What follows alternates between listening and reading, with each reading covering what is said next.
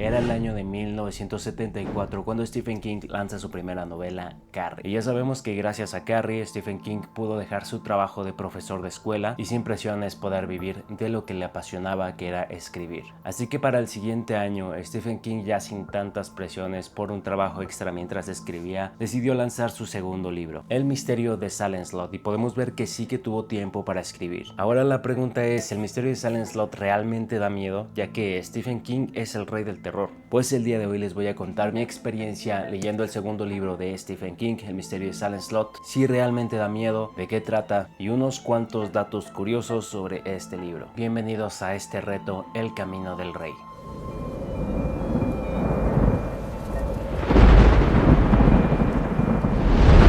Bueno, ya saben que en este reto les voy a hablar de todos los libros de Stephen King. Me estoy leyendo uno al mes. Este video se los debía desde junio, pero ya estamos aquí. Esta vez leí Salem Slot en esta edición que fue del 50 aniversario. Se las voy a mostrar más a detalle en un short, pero de momento les puedo decir que cuenta con 602 páginas. Bueno, pues tengo que comenzar diciendo que básicamente Stephen King llenó un pueblo fantasma de vampiros. Y estamos hablando de vampiros cuando los vampiros realmente causaban terror, ya que Stephen King quiso desarrollar la premisa de qué pasaría si Drácula existiera en nuestros tiempos. Todo comienza cuando nuestro protagonista Ben Mears se acerca al pueblo de su infancia, Salem Slot. Y Salem Slot es un pueblo con muy pocos habitantes, es ya casi un pueblo fantasma. Algunas casas descuidadas, negocios cerrados, pocas personas, pero sobre todo en la cima de todas estas casas existe una más grande que todas. Y esta es la casa Marsden. Los locales cuentan que en esta casa pasaron algunas tragedias, que pertenecía a gente que no se dedicaba a cosas muy éticas y que todo el mundo guarda respeto por esa casa, ya que se cree que se podrían ver fantasmas protagonistas de aquellas tragedias en aquellos lejanos ayeres. Y claro que se hizo un escándalo cuando un misterioso personaje decide comprar la casa Marsden. Un par de individuos que también compran un local para abrir una tienda de antigüedades. Y todo bien hasta ahí, hasta que te das cuenta que después de que llegaron estos personajes al pueblo de Salem Slot, empezó a desarrollarse una cadena de tragedias una tras otra. Y bueno, esa es la premisa de Salem Slot. Ahora las preguntas obligadas. ¿Realmente da miedo o Stephen King realmente se superó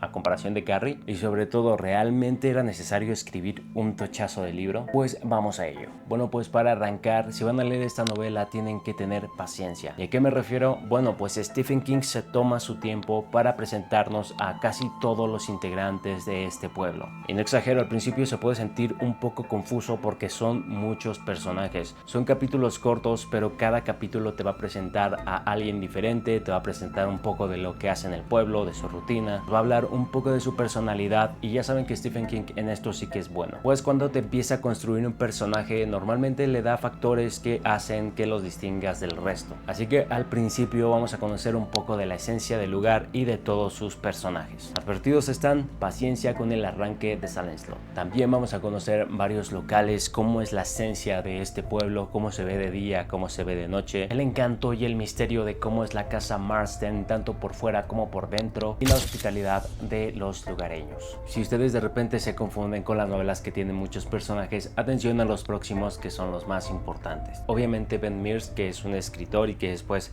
nuestro protagonista principal, con el que casi vamos a llevar toda la historia. También atención con Susan Norton, con quien Ben pues va a tener una relación. No es spoiler, pasa en las primeras páginas, entonces atención con ello.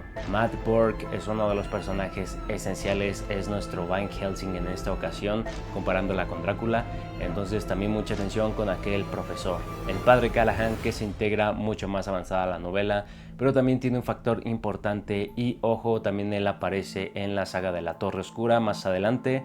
Entonces mucha atención con el padre Callahan también. El doctor Jimmy Cody, que también tiene un papel muy importante en la investigación de lo que está pasando. Y por último, un niño que se llama Matt Petrie. Creo que de todos Mark es mi personaje favorito en esta ocasión, porque es un niño en el cual no te esperarías mucho, pero empiezo a notar que a Stephen King le gusta escribir niños inteligentes y útiles para la trama. Así que ojo con Mark. Obviamente también a Barlow. Barlow es nuestro Drácula en esta ocasión. Físicamente no se parece a Drácula, me parece mucho más creepy Barlow, pero en personalidad y en cómo hace las cosas sí se parece un poco a Drácula. También Richard Stryker, que es como el humano que acompaña a Barlow a todas partes, es quien le prepara los lugares, es quien conoce el pueblo, básicamente tiene el don de engañar a cualquiera, pues es la cara principal de su empresa de muebles y antigüedades. Ya que Stephen King nos presentó a todos sus personajes y al ambiente de Silent Slot, por fin va a empezar el terror. Eso que pasa en Silent Slot, yo me preguntaba por qué no pasó en Drácula o por qué no pasaba en otras novelas de vampiros. Pero si ya todos sabemos que si los vampiros necesitan alimentarse de sus víctimas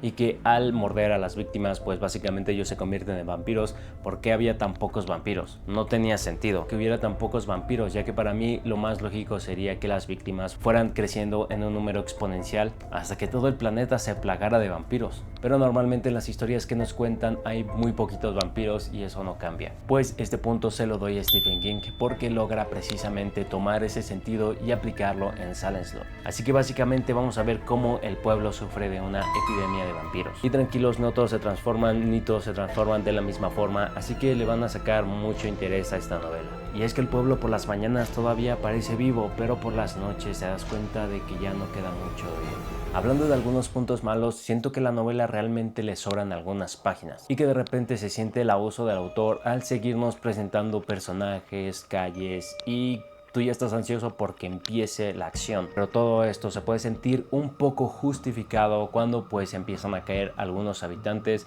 Ya tienes un poco de contexto de quiénes eran y no eran simplemente extras que dejarían un poco vacía la sensación de que realmente no te importaban. Y algo bueno es que muchas de las presentaciones son realmente interesantes, como por ejemplo cuando te presentan a Mark, cuando te lo presentan en una escuela en una situación enfrentándose a un bully que es mucho más grande que él y pues muestra su astucia e inteligencia. O cuando te presentan a la familia McDougal, por ejemplo hay una personaje que se llama Sandy McDougal que maltrata mucho a un bebé y eso es un poco choqueante. O si hablamos de Mabel Werns, que básicamente es la vecina chismosa que literalmente se la vive pegada a la ventana. En conclusión, aunque sé muchos personajes y de repente te puedas perder, pues tiene su parte entretenida. Aunque no retiro lo dicho, sigo creyendo que le sobran al menos 100 páginas. Ahora, ¿realmente Stephen King estuvo a la altura de Bram Stoker con Drácula? Porque les recuerdo que todo esto surge a través de la premisa de qué pasaría si Drácula estuviera en nuestros tiempos actuales. Pues la respuesta es que no. Sigo creyendo que Drácula de Bram Stoker es superior. Aunque Stephen King no lo hace para nada mal, lo hace muy interesante también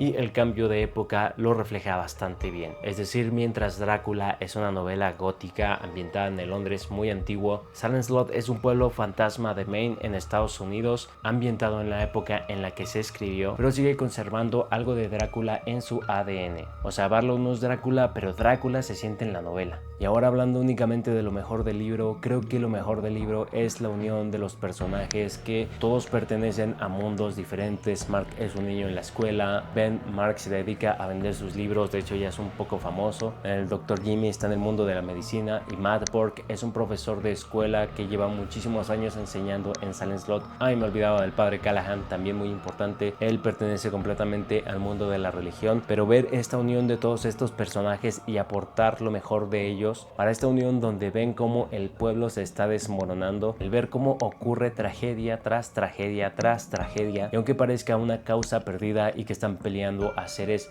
bastante superiores con muchísimos siglos de antigüedad, pues incluso recuerdo una frase de Mark que le está diciendo a Ben que está creyendo que no van a poder con Barlow, que probablemente ellos no son ni siquiera los mejores que han intentado acabar con él y que básicamente pues es una misión suicida. Y básicamente es eso, se refleja toda la valentía de estos personajes al enfrentarse a algo que básicamente se podría creer que ya es una causa perdida. Pero bueno, para finalizar el video, ya sabemos que Stephen King se le dan muy malos finales, ya que con Carrie lo hizo bastante bien, fue un cierre bastante acertado, pero en Silent Slot se siente muy ponchado. Simplemente el final no está a la altura del resto de la novela. Y sin más, tengo que decirles que a Silent Slot le doy 4 de 5 estrellas. Pero bueno, yo continuaré con este reto que no les había dicho, pero que lo decidí titular El Camino del Rey, donde ya hablamos de Carrie, ya tenemos su reseña por ahí. También tengo un short donde les muestro esta edición exclusivamente a detalle. Ya saben que un año después, en el 75, salió El Misterio de Silent Slot. Después, en el 76, Stephen King decidió pues descansar un poco. La verdad no sé qué hizo, pero